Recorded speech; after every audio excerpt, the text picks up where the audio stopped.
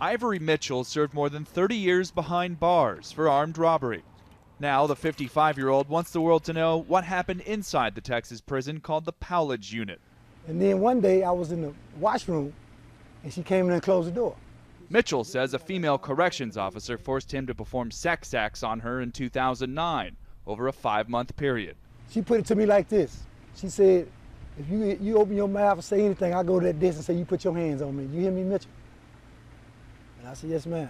The Department of Justice says about 216,000 adult and juvenile inmates are sexually abused each year, about half those incidents committed by staff.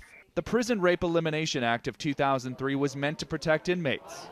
When I walked over there, he had his pants off and said, I've decided it's been long enough and you're going to give me what I want. And I said, Jan Lastosi helped fight for the law. She was repeatedly raped by a guard in 1998 while serving time in Michigan for embezzlement. It's a shame that we have to make a law that says don't rape people when they're in prison. But it took nearly a decade for the federal government to establish standards for eliminating prison rape.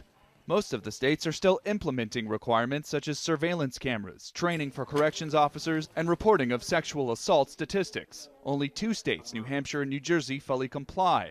7 states have opted out, facing a loss of federal funds, including Texas. We get thousands of letters every year from prisoner rape survivors, and about a quarter of those letters are from Texas.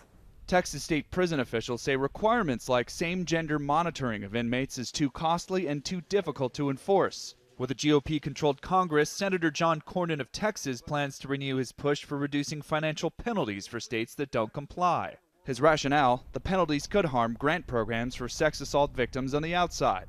But the chairman of the commission that came up with the guidelines says taking the provision out would totally obliterate the incentive states have to comply with the law.